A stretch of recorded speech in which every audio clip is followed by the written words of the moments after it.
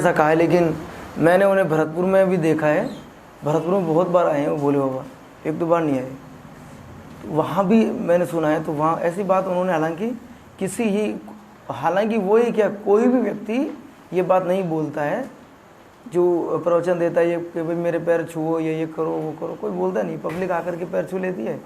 तो लेकिन यहाँ एक प्रश्न बनता है इस पूरी घटनाक्रम में, अगर तुमने कल जा कर के देखा हो तो यहाँ भी एक निबंध बन सकता है।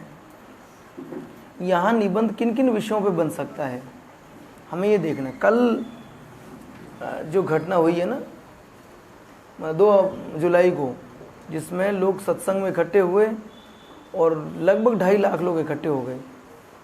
2.5 लाख लोगों के इकट्ठे होने के बाद वहाँ भगदड़ मची केवल इस बात के लिए कि हम उनकी चरण रज ले लें, और चरण रज लेकर के हम शायद हमारे जो कोई दुख हैं पीड़ा हैं वो ख़त्म हो जाएंगी। ऐसा मैं भी जब तुम्हारी तरह मतलब था तो मुझे भी ये बाबा मिल गए थे इधर भरतपुर में। मैं भी चला गया इनका, मैंने बहादुर नगर जहाँ है मैं वहाँ भी गया इनके वहाँ, और ईटा मैनपुरी में इनका आश्रम है, वहाँ भी मैंने देखा। भरतपुर से बहुत पब्लिक जाती थी। तो मैं नया ही था, छोटा था, तो मैं चला गया उधर। उसके पीछे का उद्देश्य ये नहीं था कि मुझे मुक्ति चाहिए, मैं मरूंगा तो भगवान से मेरी मुलाकात हो, ऐसा नहीं था। मेरे जीवन में तो क्या आनंद है, आनंद है। तो मैंने कि चलो बस से जा रही हैं भरतपुर से, तो अपन भी आनंद ले आएंगे, मौज मस्ती है। और कई उद्देश्य पूरे हो सकते हैं, तो उन उद्देश्यों की पूर्ति के लिए हम चले गए वहाँ। तो देखा वहाँ, तो वहाँ जो टीवी में दिखा रहे हैं नल लगे हुए हैं, लोग पानी पी रहे हैं, ऐसे वहाँ ऐसा ही था। पर मैं तो वहाँ नल वल तो मैं गया नहीं, मैं तो अमरूदों का बाग था वहाँ, तो अमरूद खाए, सोए, और शाम को जब गाड़ियाँ वापस चली मैं बैठ के आ गए। तो मैंने वो जो टीवी पे दिखाई दे रहा वो मैंने देखा हुआ था जगह पूरी। लेकिन उन सब तथ्यों के पीछे यहाँ एक प्रश्न है, 2 टॉपिकों को लेके। यहाँ मैंने कल कहा था ना कि आप वो देखना, कीवर्ड्स देखना, कीवर्ड्स से आपको पता चलेगा कि निबंध कैसे बन सकता है, किन विषयों पे सवाल पूछ सकता है। हाल ही के लिए ये बड़ा निबंध है, मतलब अभी के ट्रेंड्स में ये बड़ा निबंध है। एक तो निबंध है भारत की जो परंपरा है, जैसे सनातन संस्कृति। कुछ लोग अभी विरोध कर रहे हैं, जिन्होंने पीले वस्त्र पहन रखे हैं भगवा, वो इस बाबा का विरोध कर रहे हैं। वो कह रहे हैं कोट पैंट पहन के टाई लगा कोई बाबा होता है क्या। अभी आप उस खबर पे लगातार नज़र बनाए हुए हों। मैं जिस दिन से घटना हुई है उस दिन से मैंने एक भी न्यूज़ चैनल जो हैं उन सब की रिपोर्ट्स लगातार सुनी है मैंने। सारी खबरें, आज तक जो बकवास कर रहे हैं वो भी, और जो अच्छी खबर दिखा रहे हैं BBC जैसे वो भी, दोनों को मैंने जब टाइम मिला है तब उस पर नज़र बना कर रखी इस केस में क्या होगा। और सच में ऐसे मामले तो बहुत ज़्यादा हैं जिनमें आपको एक्शन लेने की ज़रूरत है, क्योंकि बहुत सारे लोग अपना समय भी जाया कर रहे हैं, जबकि भगवान पूजा पाठ करने से, किसी के पैर पूजने से या बार बार परिक्रमा लगाने से कुछ नहीं करता है। मैंने मेरी एक वस्त्र यात्रा की थी 2020 में दिसंबर में, तो उसमें वस्त्र यात्रा में कपड़े लेकर के हम गांव शहरों में जहां गरीब लोग हैं उनके पास गए थे। तो मैंने मंदिर का वाकया देखा था, मतलब 3-4 चीज़ें देखी थी। मैं उसका बता रहा हूँ ताकि इस टॉपिक को समझ में आएगा। जब मैं सोशल नहीं था, मतलब सामाजिक नहीं था, केवल टीचर था। तो टीचर होने के बाद सामाजिक जो विकास हुआ मेरा, मतलब मूल थे, वो 2020 में हुआ। उससे पहले तो केवल खेलना कूदना और पढ़ाना और बस एक ऐसा व्यवहार कि ठीक है सब। 18 में जरूर बदल, लेकिन उसमें इतना बदलाव नहीं आया जितना 20 में आया। 20 में आने के बाद मैंने सोचा लोग सड़कों पे हैं, उनके लिए कुछ करना चाहिए, हमें कुछ करना चाहिए। तो कोविड में पूरे साल काम करने का आइडिया आया कि मुझे उनकी मदद करनी चाहिए, और खाने के बाद कपड़ों की मदद करनी चाहिए, ताकि सर्दियों में लोग अच्छे से रह पाएँ, जी पाएँ। मैं गया तो उन 3-4 चीज़ें फील की वहाँ पे। मेरी यात्रा के वृतांत की एक डायरी जिसमें मैंने लिखा हुआ है पूरा कि मैंने क्या क्या फील किया। तो सबसे पहली लाइन उसमें यही है कि मैंने शिक्षक होने के बावजूद इस देश की दुर्गति में खुद को दोषी पाया। अगर टीचर्स अच्छे हों पूरे देश में तो शायद देश का निर्माण अच्छा हो पाता। तो मैं जो दुर्दशा मैं देश की देख के आ रहा हूँ वो उसके पीछे मैं खुद दोषी हूँ, क्योंकि मैं अगर बेहतरीन काम नहीं करूँगा, बेहतर इंसान तैयार नहीं करूँगा, तो फिर ये सब चलता रहेगा। भारत के 2 टुकड़े मैंने मेरी आंखों के सामने देखे, जिनमें एक गरीब भारत था, एक अमीर भारत था। अमीर भारत के लोग गरीब भारत के लोगों से मिलना नहीं चाहते थे, वो अपने आप को जलील महसूस करते थे उनके पास जाने के बाद, इसलिए कोई नहीं जाना चाहता उनके पास में। ये गरीब भारत अमीर भारत धीरे धीरे जातियों में बट गए थे। ये दो जातियां हैं, गरीब और अमीर, जिसका कहीं कोई वर्णन नहीं है, केवल किताबों में हमें जातियों में अलग में बांटा गया है, जबकि वास्तविक जातियां तो दो हैं धरती पर, जिनमें गरीब और अमीर हैं। मैंने लिखा कि सबसे पहले कि भगवान के बारे में, कि मैं जब वस्त्र यात्रा लेके निकला था तब इतना ईश्वर का नाम लेके निकला कि मैं सफल हूँ, लेकिन जिसका नाम लेके निकला मैंने, तो मैंने देखा कि दुनिया की सबसे बड़ी जगह जहाँ किसी के दुख पीड़ा इनका यदि समाधान हो सकता है तो वो ईश्वर, अल्लाह, गॉड, रब जिन्हें लोग कहते हैं, उनके दरबार में हो सकता था। मैंने मेरी यात्रा के दौरान मंदिर, मस्जिद, गुरुद्वारे, चर्च सारे देखे पूरे राजस्थान भर में, लेकिन एक बात देखी कि जितने भी पीड़ित लोग थे वो अपने घरों में नहीं थे, मंदिरों के बाहर पड़े हुए थे। जितने पीड़ित लोग थे मस्जिद के बाहर पड़े हुए थे। मैंने वहाँ जाकर के सोते शहरों में मैंने जागती मजबूरियों को देखा था। जब पूरे शहर लाखों की आबादी सो रही थी, तब कुछ मजबूरियाँ वहाँ जाग रही थी। वो मजबूरियाँ केवल अब मंदिरों और मस्जिद और इन पूजा स्थलों के बाहर थी। मुझे थोड़ा सा शक हुआ कि समझ में नहीं आ रहा है कि जो पूरी दुनिया का स्वामी है, जो सबकी समस्याओं का निराकरण कर सकता है, उसके दरबार पे लोग रात तक बैठे हैं, वो इनकी सुनता क्यों नहीं है। उस वृत्तांत में मैंने लिखा कि शायद पहली दृष्टि में मैंने सोचा कि शायद ये लोग उसे बोल नहीं पा रहे हैं, इसलिए नहीं सुन पा रहा है। तो फिर मैं जब उनके नज़दीक गया तो मैंने उनसे बात की। रात को गाड़ियाँ रुकी हमारी, और रुकने के बाद मैंने उनसे पूछा, तो कई लोगों ने कहा कि आप ऑन कैमरा बात मत करो, आप तो बिना कैमरे की बात करेंगे तो कंफर्टेबल फील करेंगे। उनकी इतनी ज़्यादा पीड़ाएँ आप खुद देखेंगे तो मन करेगा कि यार अपन अपना घर छोड़ के इनके साथ ही रहें, क्या इनको हम लोग पढ़ लिए तो अच्छा करें इनके लिए। उन्होंने बहुत सारी मजबूरियाँ बताई। तब दिमाग में बैठे बैठे बात आई कि यार जो अंदर एक आदमी है जिसे हम भगवान कह रहे हैं, उसे इनकी चीखें सुनाई नहीं देती। जब ये रोते हैं बाहर मंदिर के बैठे बैठे, तो क्या इनकी चीखें, इनकी पीड़ा ईश्वर को सुनाई नहीं देती? वो अपने घर कभी आया भी है कि नहीं, सवाल था। क्या वो इसके अंदर ही है मंदिर के या नहीं है, कहीं चला गया है? जब वो घर के अंदर आता होगा, जब हम घर के अंदर आते हैं तो आने के बाद हमें अपने गेट के बाहर कोई बैठा हुआ है तो वो दिखता तो है, हाँ भाई पूछते हैं हम क्यों बैठे हो। जब उसका घर ही ये मंदिर है, मस्जिद है, ये दरबार है, तो फिर वो जब अपने दरबार में आता होगा तो उसे दिखते नहीं होंगे ये लोग। मैंने ऐसा वहाँ पे फील किया। फिर मैंने कहा कि चलो हो सकता है संभावना, मुझे ऐसा लगा कि शायद ईश्वर जो है मेरी अगली लाइनों में हो सकता है वो अंधा है, इसको दिखाई नहीं देता आँखों से, इसलिए वो जब घर के अंदर आता होगा अपने मंदिर में तो उसे देख नहीं पाता होगा, तो पता नहीं होगा। लेकिन मैंने कहा कानों से क्या सुनता नहीं होगा? तो फिर उसमें मैंने लिखा कि शायद वो बहरा भी है, उसे सुनाई भी नहीं देता है इनकी चीखें।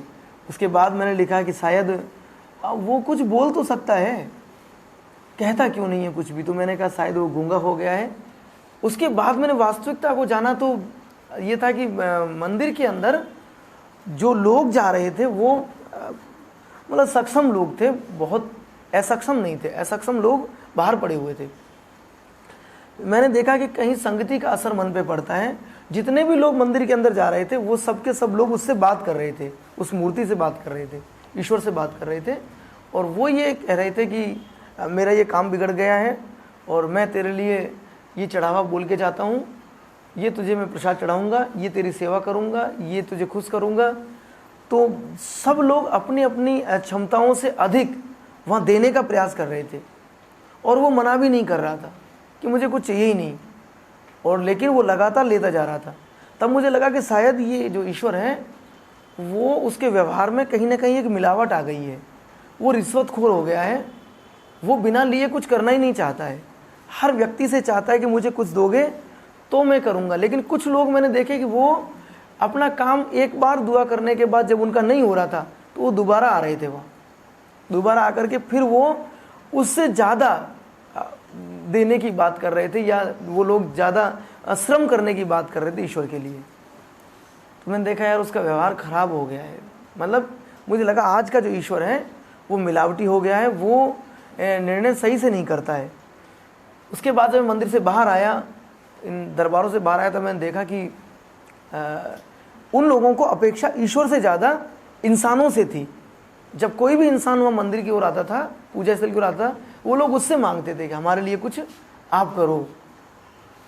तब मैंने लास्ट लाइन लिखी थी उसमें भगवान के लिए कि अगर वो सच में ईश्वर, अल्लाह, रब या गॉड जो भी है, वो अगर गूंगा है, बहरा है और वो देख नहीं सकता है, उसके लिए ये सारी इंद्रियां काम नहीं कर रही हैं, तो वो निर्दोष है, उसमें उसका कोई दोष नहीं। पृथ्वी पर जितना भी संकट है उसमें उसका कोई दोष नहीं है। अगर वो सच में गूंगा नहीं है, बहरा नहीं है और वो बोल सकता है, महसूस कर सकता है, तो सबसे बड़ा दोषी यही है।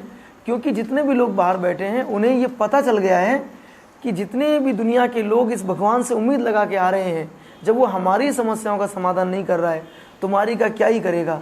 उन्हें अपेक्षा भगवान से ज़्यादा हम लोगों से थी।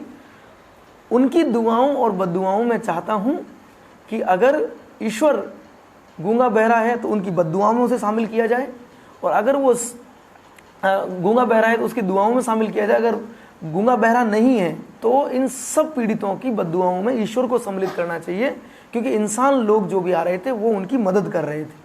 हर आदमी उनको दुत्कार नहीं रहा था, हर आदमी उनकी पीड़ा के लिए कुछ कर नहीं पा रहा था, उनके साथ संवेदनाएं व्यक्त कर रहा था। उसके बाद में बाहर निकला तो फिर थोड़ा, ये लगभग 2 महीने तक मेरी इस यात्रा चलती रही। इसके दौरान मैंने फील किया कि जब मैं नौकरशाहों के साथ रहता हूँ तो बहुत सारे आईएएस ऑफिसर्स जो आईएएस बन गए, आईपीएस बन गए या अन्य डिपार्टमेंट में पहुँच गए, तो मैंने लिखा था कि मैंने हजारों लाखों बच्चों को पढ़ाया है जो इस ख्वाब को लेके आते थे यूपीएससी के लिए कि मैं जब आईएएस बन जाऊंगा तो इन लोगों के लिए काम करूंगा जिनको ज़रूरत है। लेकिन वो लोग कहाँ चले गए हैं समझ में नहीं आ रहा है। मैंने वापस आकर के लिखा कि मैंने लाखों बच्चों को पढ़ाया जो एक ख्वाब लेकर के आए थे कि मैं उन लोगों की मदद करूंगा जिनको ज़रूरत है मेरी, इसलिए मैं आईएएस बनना चाहता हूँ। लेकिन वो आईएएस बन गए। आईएएस बनने के बाद या आईपीएस बनने के बाद या और किसी अन्य पद पर पहुँचने के बाद भी वो लोग इनकी ओर देखते क्यों नहीं होंगे, जबकि इन लोगों के पास तो घर ही नहीं है। उनको देखने के लिए तो घर जाना पड़ेगा। लेकिन मेरे जो गरीब परिवार थे उनके घर नहीं थे। वो सबके सब लोग खुद की परिस्थितियों को दिखाने के लिए, पीड़ाओं को दिखाने के लिए कि जो जिनके परेशानियों को ठीक करने के लिए, ज़िंदगी को सुधारने के लिए आईएएस बने थे, वो उन्हें देख पाएँ, इसलिए वो लोग घरों के बजाय सड़कों पर रहते थे। आपको मेरे परिवारों के लोग कहीं भी सड़कों पर मिल जाएंगे, जिनका घर नहीं होगा वो सड़क पे पड़े हुए कहीं भी मिल सकते हैं। उन्हें वो आईएएस ऑफिसर्स, वो सीनियर ऑफिसर वो देख क्यों नहीं पाते हैं। फिर मैंने देखा कि यार गलती उनकी नहीं है, क्योंकि जब वो गाड़ियों से निकलते हैं सड़कों से तो इसलिए दिखते हैं कि उनकी गाड़ियों में चारों ओर सफ़ेद पर्दे लगा दिए गए हैं ताकि वो देख ना सकें उन चीखों को, उन पीड़ाओं को। वो पर्दे लगा के चलते हैं और बंद शीशा गाड़ियों में चलते हैं जिनमें आवाज़ें भी बाहर नहीं आती हैं। मैंने कहा जब कलेक्टर का पद है, वो सरकार की आंख है, तो वो देख नहीं पाता जो कि सरकार की आंख होता है, क्योंकि वो पर्दों के बीच रहता है, उसे दिखने नहीं दिया जाता। फिर मैंने कहा वो सरकार का कान भी होता है, वो सुन सकता है। लेकिन बाद में ख्याल आया कि वो शीशा जड़ित गाड़ियों में रहता है। उनकी ऑफिसें इतनी सीज होती हैं कि जहाँ चीखे तो दूर, वहाँ कोई छोटी सी आवाज़ भी नहीं जा सकती। तो इसलिए उनकी दोष नहीं है, गलती नहीं है। मैंने कहा उनके हाथ तो इतने लंबे हो जाते हैं कि वो कहीं भी कुछ कर सकते हैं। लेकिन फिर बाद में ख्वाब आया कि गलत है, क्योंकि सरकार के हाथ बनने के बाद उन बच्चों के गंदगी में हाथ देने के लिए नहीं बने हैं। क्योंकि जितने भी परिवार जो पीड़ित हैं, परेशान हैं देश में, जो बहुत बुरा जीवन जी रहे हैं, वो सब के सब लोग गंदी नालियों में, कच्ची बस्तियों में यहाँ रहते हैं। तो उनके पास उन अच्छे हाथों को गंदी नालियों में देने के लिए हाथ नहीं बने हैं। इतनी मेहनत उन्होंने गंदी नालियों को साफ़ करने के लिए नहीं की है, क्योंकि उन्हें नौकरशाह के रूप में रहना अच्छा लगने लगा है। इसलिए वो शायद इनके लिए कुछ नहीं करते होंगे। लास्ट में लिखा कि जब वो जो व्यक्ति है, पीड़ित है, वो एक बात कहता है उन सब आईएएस ऑफिसर्स के लिए, उन बच्चों के लिए कि तुमने मेरे लिए कुछ करने का सपना देख करके अपना एम बनाया था, फिर तुम लौट के नहीं आए, लेकिन फिर भी मैं चाहता हूँ तुम जब भी वापस मेरे घर आओ, मुझसे मिलना चाहो, मेरी परेशानियों को देखना चाहो और मेरे साथ महसूस करना चाहो, तो कलेक्टर बन के मत आना। आप मेरे घर जैसे पहले थे वैसे ही बन के आना, मुझे अच्छा लगेगा। लेकिन मुझे कलेक्टर बन के जब आओगे तो मुझे वो रास नहीं आएगा। वो इस बात से दुखी होता है, गरीब आदमी पीड़ित होता है। ये मेरी उस यात्रा में वृत्तांत में था कि ये सब कुछ मैंने फील किया। उसके बाद दूसरी यात्रा की, दूसरी में मैंने कम समय दिया, मतलब मैं अभी पढ़ा रहा था तो कम समय दिया। इस बार मैंने ज़्यादा टाइम नहीं दिया। पिछली यात्रा को मैंने बाहर जाने के लिए केवल जयपुर में देखा, क्योंकि मैं जा चुका था। अब की बार के मूड में हूँ कि मैं इस बार नवंबर दिसंबर में शुरू करूँगा, तब मैं थोड़ा मैक्सिमम टाइम दूंगा कि मैं सड़कों पे लोगों से मिल सकूं, बात कर सकूं और उनको जान सकूं अभी तक मैं उनके लिए और क्या अच्छी पॉलिसीज़ बनाऊं। ऐसा इस पूरी घटनाक्रम से ये पता चलता है कि भारत के लोग जो दो धड़े हैं, जिनमें गरीब और अमीर, कल जो सत्संग चल रहा था 2 तारीख को, उसमें मैक्सिमम लोग गरीब थे। गरीब के साथ साथ उनमें अधिकतम संख्या महिलाओं की थी। यहाँ कई पॉइंट्स बनते हैं जिन पर हम निबंध का सृजन कर सकते हैं, क्योंकि बहुत सारे लोग इन बाबाओं के चक्कर में जा रहे हैं। मैंने जो बताई ये बातें, उनका मतलब ये है कि ईश्वर कुछ नहीं करना चाहता।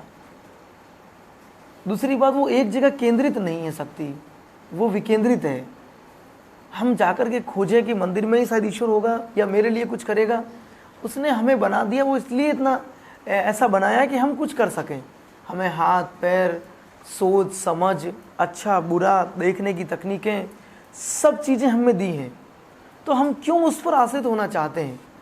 ये सबसे बड़ी हमारी गलती है। हम व्रत करते हैं, वो चाहता नहीं है व्रत करें। कहीं उसने ये नहीं कहा कि हम व्रत करें, कहीं उसने परिक्रमाएं नहीं लिखी कि आप परिक्रमा दो। मैंने गोवर्धन जी, गिरिराज जी की परिक्रमा दी है, मेरे घर से थोड़ा सा दूर है। तो जब मैं नया था, जोश में था, तो मुझे लगता था कि परिक्रमा देने मात्र सब ठीक हो जाएगा। तो 21 किलोमीटर की परिक्रमा होती थी। मैं एक दिन में 2-2 परिक्रमा देता था, 42 किलोमीटर। कि तू सुन ले मेरी बात, मामला ख़राब हो रहा है और बहुत मामला बिगड़ गया है, घर वाले कूटेंगे, तू सुन ले, बचा ले बस। तो हम जाते, एक दिन में एक परिक्रमा लगाने के बाद तसल्ली नहीं होती, तो मैं सोचता दूसरी परिक्रमा भी आज ही देते हैं यार। पैरों में खून निकल आते, चुभ जाता है, खून टपक रहा है, लेकिन परिक्रमा लगाने में भक्ति का भाव चढ़ गया कि मुझे ईश्वर से बात करनी, कुछ भी हो जाए। बाद में पता लगा कि वो बात क्या करेगा, वो सुनना ही नहीं चाहता है। उसने तो तुझे इतना सक्षम बना दिया है कि तू खुद ही कर ले जो करना है। ऐसा कोई काम नहीं है जो तू नहीं कर सकता। बहुत बाद में समझ में आया कि मैंने टाइम बहुत वेस्ट कर दिया। ईश्वर नहीं चाहता मुझसे बात करना। अगर वो चाहेगा तो वो खुद ही आके कर लेगा कि हाँ भाई बोल, क्या दिक्कत है। तब से मैंने मतलब पूजा पाठ और ये सारी चीज़ें 18 के बाद से तो बिल्कुल छोड़ दिया था कि मैं दीपक ही नहीं लगाता, ना अगरबत्ती लगाता हूँ, ना ईश्वर की तरफ ध्यान देता हूँ। मंदिर भी पड़ता है तो मैं हमेशा मेरे मुंह से ही निकलता है, ठीक हो, चलो बढ़िया है, करते रहना, अपना काम तुम करो, मुझे अपना करने दो। मेरे साथ जो बच्चे रहते हैं वो भी जानते हैं, मंदिर के सामने मैं हमेशा ये कह के निकला हूँ कि आप अपना काम करिए, मुझे अपना करने दीजिए, मस्त रहो आप भी, मैं ठीक हूँ, मुझे कोई आपत्ति नहीं है। जैसी ज़िंदगी मिली है उसमें बहुत संतुष्ट हूँ और बेहतर हूँ, खुश हूँ। यहाँ इसमें 3 चीज़ें मिली, आपने इस पूरी घटना में देखा। एक तो गरीब, एक अमीर। अमीर आदमी के पास कोई समय नहीं है बर्बाद करने के लिए। गरीब आदमी के पास उम्मीद के सिवा कोई चीज़ नहीं है। केवल वो आशा कर सकता है, उम्मीद कर सकता है। और उम्मीद भी वो किससे करे? उसके पास जो सक्षम लोग हैं उसके नज़दीक नहीं है, वो सबके सब लोग उससे दूर हैं। वो सोचता है ईश्वर नाम की कोई चीज़ है और ये ईश्वर और हमारे बीच में कोई कड़ी है तो ये बाबा है। उसे ऐसा लगता है कि जो भी बाबा हैं ये ईश्वर और हमारे बीच की कड़ी है, शायद इसकी बात को वो पहले सुनता है। उसे ऐसा लगता है। न जाने कितने ही लोग इस बात में अपना समय जाया कर रहे हैं। तो दूसरा, इसमें महिलाएं, सबसे ज़्यादा भावुक जो है वो महिला है। महिलाओं में इतनी भावनाएं होती हैं कि आपने देखा होगा कि छोटी सी बात पर तुमने कभी किसी लड़की से बात की हो, नहीं की हो तो थोड़ा करके देखना तो पता चल जाएगा। वो छोटी मोटी कोई बात बोल दोगे ना, चल मैं तेरा फ़ोन नहीं उठा रहा, रोने लग जाएगी। वो कहेगी नहीं मुझसे बात करो, बात, अरे क्या बात करूँ, सुबह से कर रहा हूँ, है पूरे दिन तेरे से बात करूँ। लेकिन नहीं, अगर उससे बात नहीं की थोड़ी देर, उसके पास कोई और हथियार नहीं है, रोना है, तुम्हारा मन कहेगा चल ला करता हूँ अभी थोड़ी देर और ले।